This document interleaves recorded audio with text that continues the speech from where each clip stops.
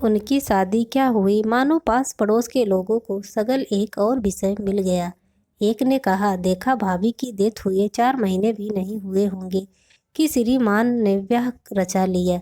किसी ने रिमार्क किया, शादी करने में इनकी इतनी जल्दी देखकर लगता है जैसे जनाब इंतजार ही कर रहे थे कि पहले वाली कब ढूंढके और दूसरी ले आए।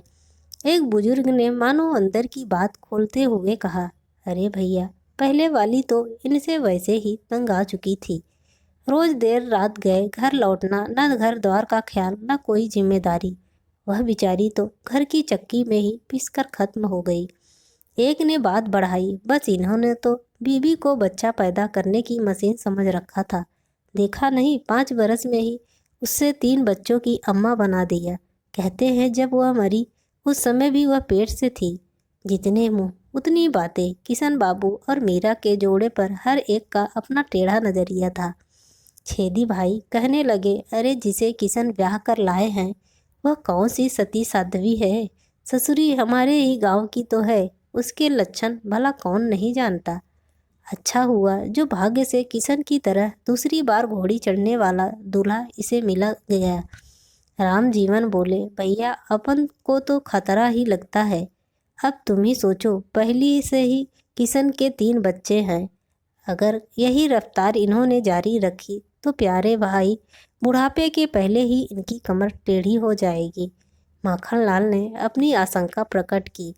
कहने लगे, हमें तो डर लगता है कि इस सौतेली माँ की इन मासूमों बच्चों के साथ किस तरह पटरी बैठेगी।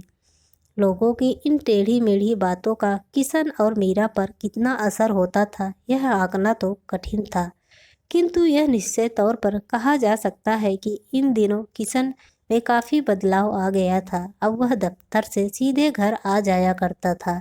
पहले की तरह उसने बात बात पर बच्चों को झिड़कना बंद कर दिया था, बल्कि इसके उल्टे दफ्तर से लौटते वक्त शाम को वह उनके लिए कुछ न कुछ खाने पीने की चीज़ें साथ ले आता। बच्चों के लिए हर शाम कुछ न कुछ लाने का कार्यक्रम जब लंबी अवधि तक पकड़ने लगा तो मीरा से रहा न गया। एक दिन उसने कह ही दिया, मैं तो कहूँ बाजार से यह सब रोज लाने की बजाय तुम मुझसे बता दिया करो कि क्या खाना है, मैं खुद बना दिया करूँगी।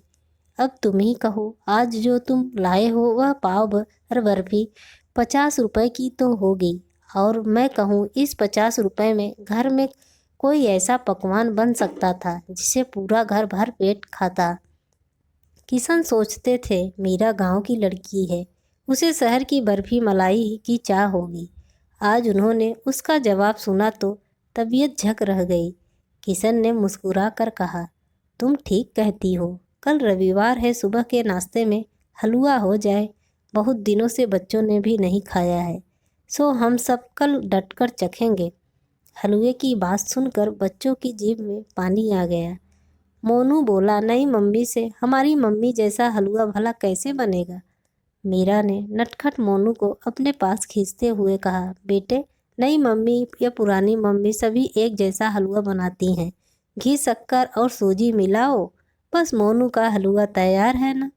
मीरा ने आकर इस घर को कुछ इस तरह संभाला था कि बच्चों को उसने यह महसूस ही नहीं होने दिया कि उनके ऊपर से कभी मातृत्व का साया उठा था। मीरा माँ की पूरी ममता उन पर उड़ेल देती। बच्चों की देखभाल, घर का सारा काम काज और उसके किशन की ज़रूरतों को ध्यान रखते हुए वह सीमित आमदनी में गृहस्थी चला रही थी। उसने घर को कुछ इस तरह संभाला था कि ऐसा लगता था कि इस घर में साल भर पहले कोई तूफान गुजरा था।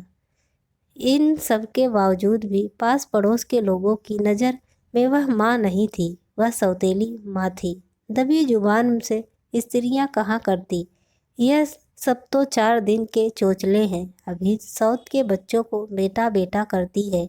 खुद का एकाध पैदा हो जाने दो, फिर देखना माया ममता दूर हो जाएगी।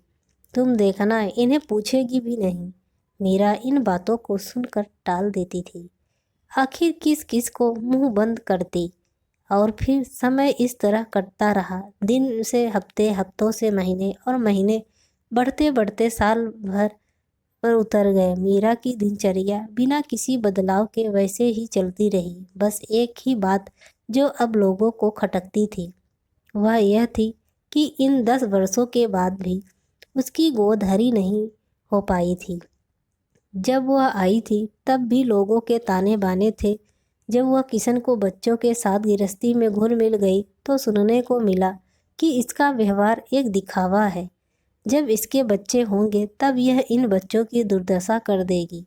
और अब जब इसके बच्चे नहीं हुए तो लोगों ने भी उसे नहीं बख्शा। उस दिन फुलरा मौसी कहने लगी कि किशन के भाग्य में यह जन्म जली बाँझ ही लिखी थी। बात तो उन्होंने बड़ी दबी जुबान में कही थी, पर वह मीरा के कान तक पहुंच गई। उसने सुना तो न जाने कैसे आंखों के कोर से 2 बड़ी बूंदें टपक गई। किसी औरत की गीली आंखों में झलक आई इबारत को पढ़ना कोई सजग बात नहीं है।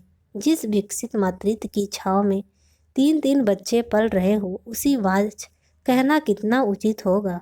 क्या बाँझ की परिभाषा किसी स्त्री द्वारा प्रसव वेदना सहकर संतान उत्पत्ति करने पर है जुड़ी है? मीरा जिसने अपने मातृत्व को इन बच्चों के साथ पूरे तौर पर जोड़ लिया हो, उसे बाँझ कहना कहीं मातृत्व का अपमान तो नहीं हो जाएगा? पर कतरनी सी जुबान चलाने वाली फुलरा मौसी जैसी स्त्रियों के पास इतना सब सोचने का समय कहाँ है?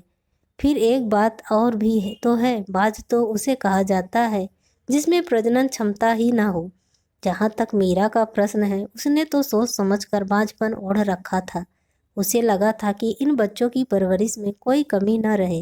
वे बच्चे जिनकी माँ बनने का दायित्व इस घर की दहलीज पर कदम रखते ही उसे मिलना था।